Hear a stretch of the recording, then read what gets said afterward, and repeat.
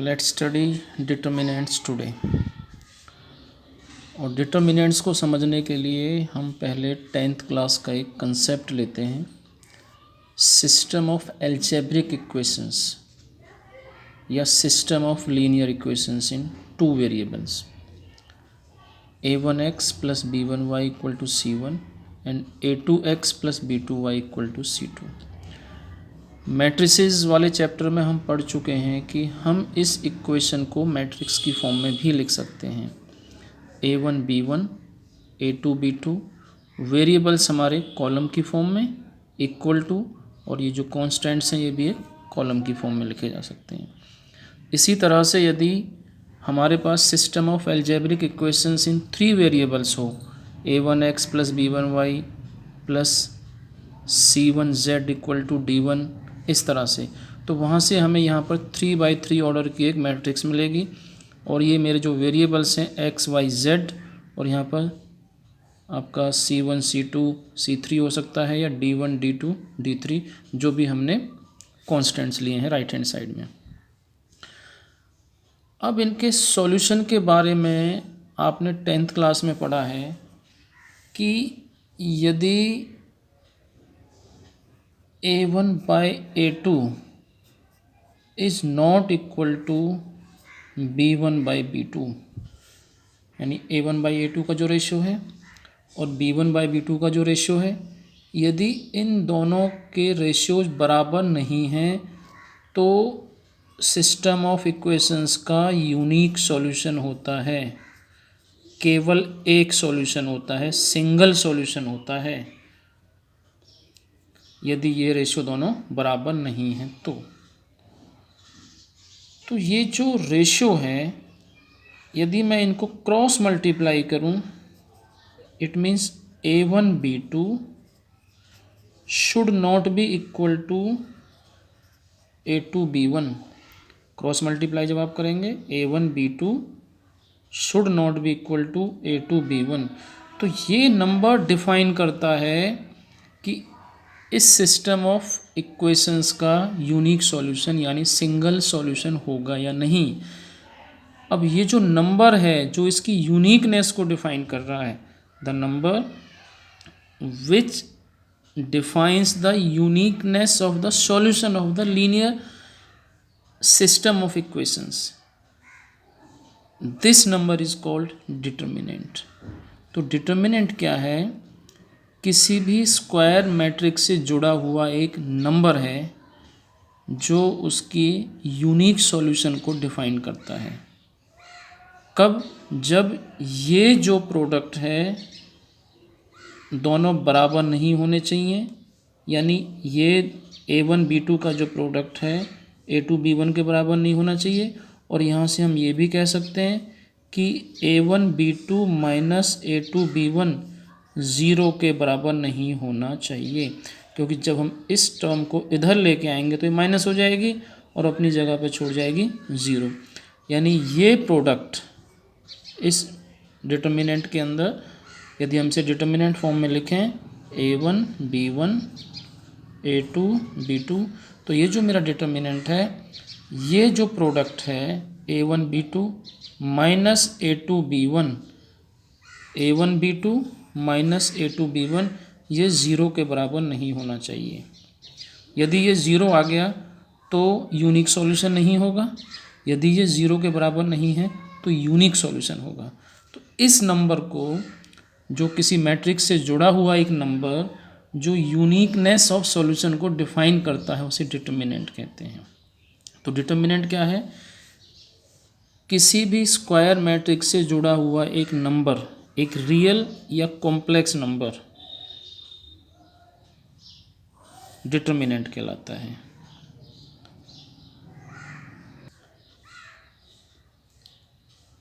Determinant को हम किस फॉर्म में लिखते हैं? इट इज़ डिनोटेड बाय ए और डेट ए और डेल्टा सिंबल, ये सिंबल यूज़ करते हैं, या ए के ऊपर इस तरह से, जैसे यदि ए हमारी कोई मैट्रिक्स है तो इससे जो डिटर्मिनेंट आएगा, it will be a determinant equal to A B C D. Bracket का साइन हट के ये साइन लग जाएगा इस तरह से, डिटर्मिनेंट ऑफ ए या डेल्टा। तो किसी भी मैट्रिक्स ए के लिए ए डिटर्मिनेंट को हम रीड करते हैं determinant of A and not modulus of A. इसको मॉड्यूलस ऑफ ए नहीं कहेंगे, हम इसे रीड करेंगे determinant of A. Second point, only square matrices have determinants, यानी केवल स्क्वायर मैट्रिसेस का ही हम डिटर्मिनेंट निकाल पाएंगे। एक 2x2 ऑर्डर मैट्रिक्स का डिटर्मिनेंट हम कैसे निकालेंगे? Let's see it. सपोज हमें मैट्रिक्स ए दी गई है, A11, A12, A21, A22, और हमें इस मैट्रिक्स का डिटर्मिनेंट निकालना है। तो हम इसके डिटर्मिनेंट को कैसे लिखेंगे? ए डिटर्मिनेंट इक्वल टू, अब डिटर्मिनेंट का साइन आ जाएगा A11, A12, A21, A22। तो डिटर्मिनेंट आ गया। सॉल्व कैसे करेंगे? बड़ा आसान सा मेथड है। ऐसे ऊपर से नीचे मल्टीप्लाई करेंगे अलोंग द एरो, और नीचे से ऊपर विथ नेगेटिव साइन। तो इसका डिटर्मिनेंट आ जाएगा A11 into A22 minus A21 into में A12,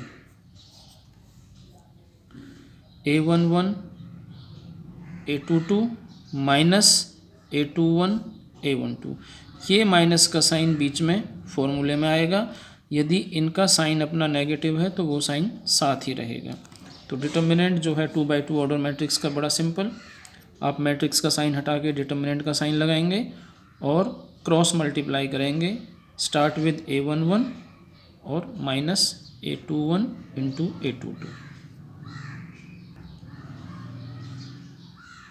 एक एग्जांपल लेते हैं इसका। जैसे हमें इवेल्यूएट करना है इस डिटर्मिनेंट को। Evaluate means find the value of determinant, और you can say solve the determinant. तो हम क्या करेंगे? वही मेथड, क्रॉस मल्टीप्लाई करेंगे, 2 into 2 minus -1 into 4, 2 into 2 minus, ये साइन माइनस जो है ये फॉर्मूले का है, माइनस -1 क्योंकि ये ऑलरेडी माइनस का साइन है तो इसके साथ रहेगा, इंटू में 4। तो -1 इंटू में 4, सो रिजल्ट विल बी 2 2 जा 4, और माइनस माइनस मल्टीप्लाई होके 4 प्लस 4 इज 8। अब देखते हैं कि 3x3 ऑर्डर मैट्रिक्स का हम डिटर्मिनेंट कैसे निकालेंगे। डिटर्मिनेंट को हम किसी भी एक रो या किसी भी एक कॉलम के अलोंग हम एक्सपेंड कर सकते हैं। तो 6 तरीके हैं हमारे पास एक 3x3 ऑर्डर की मैट्रिक्स का डिटर्मिनेंट निकालने के लिए। हम अलोंग द R1 कर सकते हैं, अलोंग R2 कर सकते हैं, अलोंग R3 कर सकते हैं, अलोंग C1 हम इसे एक्सपेंड कर सकते हैं, C2 के अलोंग कर सकते हैं, और C3 के अलोंग एक्सपेंड कर सकते हैं।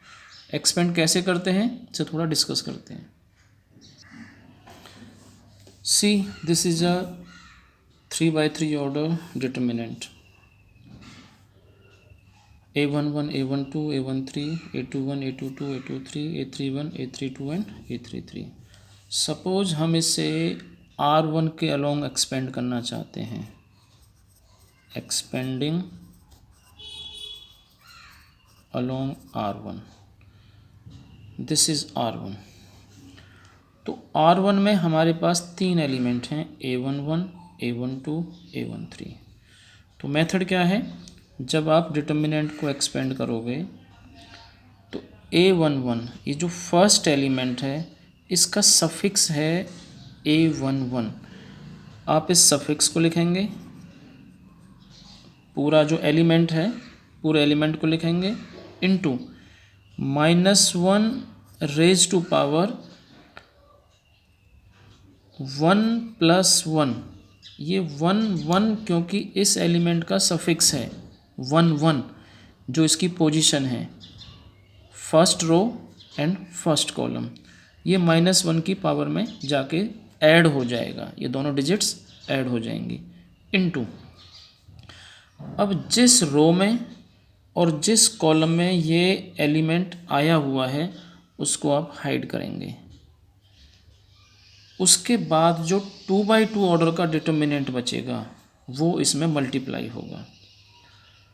तो कैसे एक्सपेंड करेंगे, जब हम इसे अलोंग R1 एक्सपेंड करेंगे तो फर्स्ट एलिमेंट जो है वो लिखा जाएगा into -1 raise to power sum of suffix digits 1 + 1 into, अब जो 2/2 ऑर्डर का डिटर्मिनेंट जिस रो जिस कॉलम में ये एलिमेंट आया था उनको हाइड करके हमें मिलेगा। अब वो डिटर्मिनेंट हमें मिल रहा है A22 A23 A32 A33, ये इसमें मल्टीप्लाई हो जाएगा।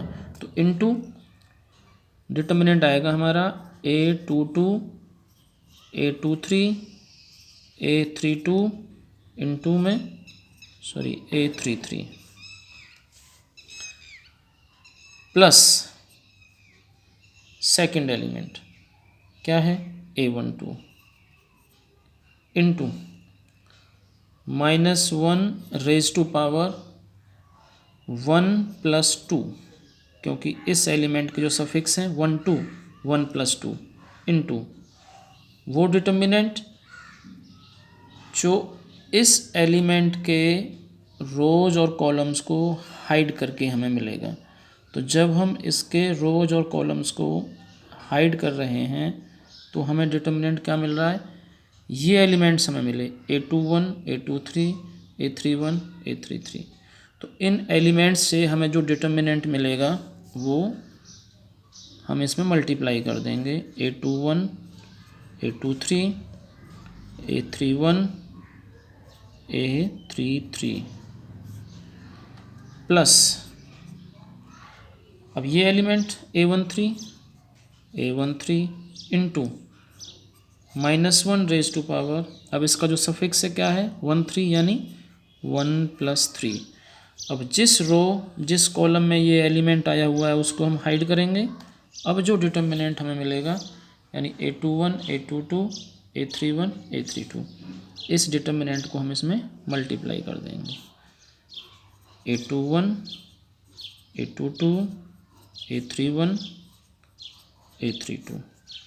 और जब हम इसे थोड़ा सॉल्व करेंगे तो A11 into -1 raise to power 2 that is plus sign, तो A11 इंटू ये अब हमें 2/2 ऑर्डर का जो डिटर्मिनेंट मिला है इसे हम सॉल्व कर लेते हैं ऐसे।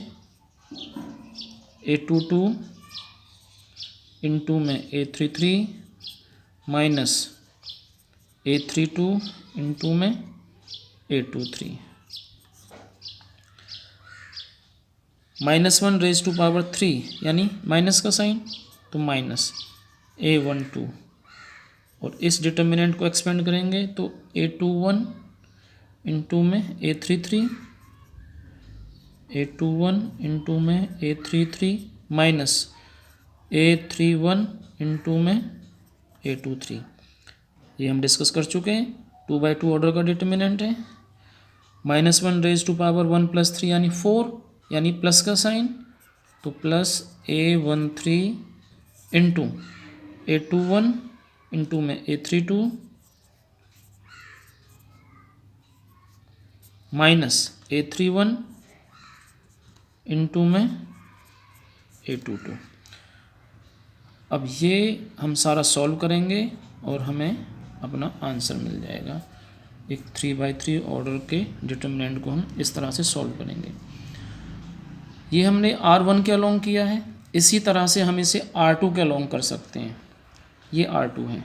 एक्चुअली हम उस रो या उस कॉलम को प्रेफर करते हैं जिसमें मैक्सिमम नंबर ऑफ़ ज़ीरोज़ हैं। ज़ीरो होने से क्या फ़ायदा होता है कि हमें ये अंदर वाला डिटर्मिनेंट सॉल्व नहीं करना पड़ेगा और हम आसानी से अपने डिटर्मिनेंट को सॉल्व कर पाएंगे। तो हम उस रो या उस कॉलम को प्रेफर करते हैं जिसमें मैक्सिमम नंबर ऑफ़ ज़ीरोज़ हों। सपोज़ हम इसे C2 के अलोंग एक्सपेंड करना चाहते हैं, दिस इज़ C2। तो कैसे करेंगे, ये एलिमेंट आएगा आपका सबसे पहले into -1 raise to power 1 + 2 into determinant. कौन सा डिटर्मिनेंट, जो इसकी रो और कॉलम को हाइड करके हमें मिलेगा, यानी A21 A23 A31 A33 plus, अब सेकंड पे आ जाइए A22। तो A22 into -1 raise to power 2 + 2, और इसकी रो और कॉलम को हम हाइड करेंगे। अब जो डिटर्मिनेंट मिला यानी A21 A13 A31 A33, ये डिटर्मिनेंट मल्टीप्लाई हो जाएगा, plus -1 raise to power 3 + 2 into this element, यानी माइनस का साइन देगा हमें ये, और जिस रो या जिस कॉलम में ये है उसे हाइड कर लेंगे और वो डिटर्मिनेंट उसमें मल्टीप्लाई हो जाएगा, यानी A11 A13 A21 A23। तो किसी भी रो या किसी भी कॉलम से हम इसे एक्सपेंड कर सकते हैं, लेकिन प्रेफर किसे करेंगे? जिस रो या जिस कॉलम में सबसे ज़्यादा ज़ीरोज़ हैं। एक 3/3 ऑर्डर के डिटर्मिनेंट को सॉल्व करते हैं। Example 2, you have to evaluate this determinant. अब ध्यान से देखें तो इसमें यहाँ पे ज़ीरो है, तो ये ज़ीरो R1 में भी है और C1 में भी है। तो हम इस डिटर्मिनेंट को प्रेफर करेंगे कि हम या तो इसे R1 के अलोंग एक्सपेंड करें या C2 के अलोंग एक्सपेंड करें, क्योंकि ये C2 में भी है और R1 में भी है। सपोज हम इसे R1 के अलोंग एक्सपेंड कर रहे हैं,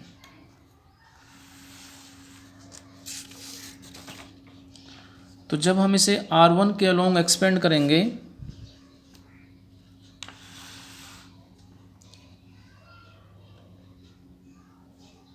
तो 2, और ये फर्स्ट रो में है और फर्स्ट कॉलम में है, तो जब आप हाइड करेंगे तो डिटर्मिनेंट मिलेगा 4 - 3 3 6। यहाँ पे माइनस का साइन आता है, -0 इंटू जिस रो और जिस कॉलम में ये है उसे आपने हाइड किया, तो हमें मिला -1 3 7 6, -1 -3 7 6, प्लस ये element into -1 raise to power, इसके सफिक्स जब आप ऐड करेंगे 1 3 यानी 4 पॉजिटिव साइन, तो जो इसका साइन है वही रह जाएगा हमारा, इंटू इस रो और इस कॉलम को हमने हाइड किया, तो -1 4 7 3, ये हमारा डिटर्मिनेंट आ गया। यहाँ पे हमने एक बात नोट की कि जब हम -1 रेज टू पावर में सफिक्स डिजिट्स को ऐड करते हैं तो इस एलिमेंट का साइन प्लस आता है A11 का, A12 का माइनस आता है, A13 का प्लस आता है, A21 का माइनस आता है, 213 हो गया ऐड करने पे, तो नेगेटिव साइन, क्योंकि -1 रेज टू पावर जब भी ऑड नंबर आएगा नेगेटिव साइन आएगा, और -1 रेज टू पावर जब भी एक इवन नंबर आएगा प्लस का साइन आएगा। तो A23 नेगेटिव आएगा, A31 पॉजिटिव होगा, A32 नेगेटिव और A33 आपका पॉजिटिव आएगा। तो हम इस कन्वीनियंस को, जो साइन कन्वेंशन है, इसे हम यूज़ करते हैं सीधा। इस एलिमेंट को हम प्लस साइन का मतलब है कि जो भी एलिमेंट है जैसा एज इट आएगा, माइनस साइन का मतलब है एलिमेंट के सामने जो भी साइन है माइनस का साइन लग जाएगा, और प्लस साइन का मतलब है कि एलिमेंट जैसा भी है वो एज इट लिखा जाएगा। तो इस रूल को फॉलो करते हुए प्लस मीन्स जो एलिमेंट है एज इट लिखा जाएगा, 2 हाइड कर लिया, और जो हमें डिटर्मिनेंट मिला 2/2 ऑर्डर का मल्टीप्लाई कर दिया, माइनस अब जो भी एलिमेंट है वो लिखा जाएगा इनटू डिटर्मिनेंट ऑफ 2/2 ऑर्डर, जो उसकी कॉरस्पॉन्डिंग रो और कॉलम को हाइड करके मिला है हमें, प्लस अब जो भी एलिमेंट है -5 था मेरा यहाँ पे, इंटू 2/2 ऑर्डर का डिटर्मिनेंट। इसे हम सॉल्व करेंगे, वही मेथड, ऊपर से नीचे मल्टीप्लाई करेंगे, माइनस नीचे से ऊपर, इसी तरह यहाँ से और इसी तरह से ये, तो 4 × 6 -3 × -3 -0। अब क्योंकि 0 से मल्टीप्लाई करके सारा 0 हो जाएगा, तो हमने डिटर्मिनेंट को सॉल्व भी नहीं किया, -5 इंटू इसे सिंप्लीफाई किया, और लास्ट में आंसर आ गया हमारा 221। अब इसमें एक दो बातें जो हमें ध्यान रखनी है कि, और हम ये कह भी चुके हैं कि हम उस रो या उस कॉलम के अलोंग अपने डिटर्मिनेंट को एक्सपेंड करना चाहते हैं जिसमें मैक्सिमम नंबर ऑफ ज़ीरोज़ हैं। फ़ायदा क्या है कि हमें अंदर का वो जो डिटर्मिनेंट है वो कम सॉल्व करना पड़ेगा। मान लीजिए किसी रो में 2 ज़ीरोज़ हैं, तो हमें अंदर के 2 डिटर्मिनेंट सॉल्व नहीं करने पड़ेंगे, सीधा हम 0 0 लिख देंगे दोनों को। एक्सपेंड करते वक्त हम -1⁻⁻i+j, ये ith रो और jth कॉलम जो हमारा सफिक्स था उसे ना लिख के हम प्लस और माइनस साइन के साथ मल्टीप्लाई कर देते हैं अकॉर्डिंगली कि इवन है या ऑड है, जो कि हम अभी यहाँ पे डिस्कस कर चुके हैं। थर्ड प्रॉपर्टी है, इम्पॉर्टेंट है, कि यदि हम किसी भी डिटर्मिनेंट को किसी स्केलर से मल्टीप्लाई करते हैं तो वो किसी एक रो या किसी एक कॉलम में मल्टीप्लाई होता है, ना कि सारे एलिमेंट से, जैसा कि मैट्रिक्स में होता था। मैट्रिक्स में जब हम किसी स्केलर से मल्टीप्लाई करते थे तो वो एलिमेंट मैट्रिक्स के हर एक एलिमेंट से मल्टीप्लाई होता था, वो स्केलर हमारी दी गई मैट्रिक्स के हर एक एलिमेंट से मल्टीप्लाई होता था। लेकिन डिटर्मिनेंट्स में ऐसा नहीं है, जब हम उसे अंदर मल्टीप्लाई करेंगे तो किसी एक रो में या किसी एक कॉलम में मल्टीप्लाई होगा। मान लीजिए हम R1 में मल्टीप्लाई करना चाहते हैं तो R1 के हर एक एलिमेंट से मल्टीप्लाई हो जाएगा और R2 और R3 एज इट रहेंगे। यदि हम R2 में मल्टीप्लाई कर रहे हैं तो R2 के हर एक एलिमेंट से मल्टीप्लाई होगा, R1 और R3 एज इट रहेंगे। एक एग्जांपल लेते हैं। सपोज एक मैट्रिक्स डिटर्मिनेंट आपको दिया है 2 1 -5 -1 4 -3 7 3 6, तो हमें इसे 2 से मल्टीप्लाई करना है। 2 हमारा स्केलर है तो 2 हम बाहर लिखेंगे। अब हमारी मर्जी है कि हम इसे किस में मल्टीप्लाई करें। R1 में किया सपोज मैंने यहाँ पे, तो 2 इससे मल्टीप्लाई होगा, इससे होगा, इससे होगा। R2 और R3 में कोई चेंज नहीं, ये एज इट रहेंगे और हमारा आंसर आ जाएगा 4 2 -10 -1 4 -3। इसी तरह से हम इसे R2 में मल्टीप्लाई कर सकते हैं, R3 में भी कर सकते हैं। R2 में करेंगे तो R1 R3 as it, R3 में करेंगे तो R1 R2 एज इट। इसी तरह से C1 में कर सकते हैं, C2 में कर सकते हैं और C3 में भी कर सकते हैं। इसी तरह से कॉमन लेने की प्रॉपर्टी है। मैट्रिक्स में जब हम कॉमन लेते थे स्केलर को तो सारे एलिमेंट से लिया जाता था, लेकिन डिटर्मिनेंट्स में ऐसा नहीं है। डिटर्मिनेंट में किसी एक रो या किसी एक कॉलम से ही कॉमन लिया जाएगा, क्योंकि मल्टीप्लाई हमने किसी एक रो में या किसी एक कॉलम में किया है, तो कॉमन भी किसी एक रो या किसी एक कॉलम से ही लिया जाएगा। ये बात आपको ध्यान रखनी है। एक और एग्जांपल डिस्कस करते हैं। एग्जांपल 3, ए मैट्रिक्स है 2 1 -5 -1 4 -3 7 3 6। We have to find determinant of 2a। ध्यान रहे a एक मैट्रिक्स है और हमें फाइंड आउट क्या करना है, डिटर्मिनेंट ऑफ 2a मैट्रिक्स, यानी इस दी गई मैट्रिक्स को हम 2 से मल्टीप्लाई करेंगे और फिर उसका डिटर्मिनेंट निकालेंगे। ये स्केलर मल्टीप्लिकेशन नहीं है डिटर्मिनेंट के अंदर। 2a मीन्स मैट्रिक्स को पहले 2 से मल्टीप्लाई किया और फिर उसका सारे का डिटर्मिनेंट हम निकालेंगे। तो इसे करने के 2 तरीके हैं। पहला तरीका है कि आप इस मैट्रिक्स को 2 से मल्टीप्लाई कर दें और फिर उस मेथड से इसका डिटर्मिनेंट निकाल लें, जो कि सिंपल मेथड है। हम अभी उसी प्रॉपर्टी से निकाल रहे हैं इसे, जो जस्ट हमने डिस्कस की है कि मैट्रिक्स में जब किसी स्केलर से मल्टीप्लाई करते हैं तो सारे एलिमेंट से मल्टीप्लाई होता है, लेकिन जब वो डिटर्मिनेंट बन जाता है, कॉमन लेते हैं, तो किसी एक रो या किसी एक कॉलम से लिया जाता है। तो सबसे पहले हम इस मैट्रिक्स ए का डिटर्मिनेंट निकालते हैं। तो 3/3 ऑर्डर का डिटर्मिनेंट हम डिस्कस कर चुके हैं। अब यहाँ पे डिटर्मिनेंट का साइन लगाएंगे और सॉल्व करेंगे, तो डिटर्मिनेंट आ जाएगा इसका 206।